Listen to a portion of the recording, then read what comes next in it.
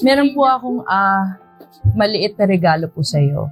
Kasi nalaman ko ang kwento mo nung nanood ako ng news. Opo. At sa tulong ng lahat ng mga followers ko po at lahat ng mga nanonood ng story mo, Opo. meron silang na-donate Opo.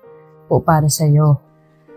Etong donation po namin is regalo dahil sa lahat ng pinagdaanan niyo po. Napakahirap ng buhay at 1,000,000 piso po to. 1,000,000 piso po para sa iyo.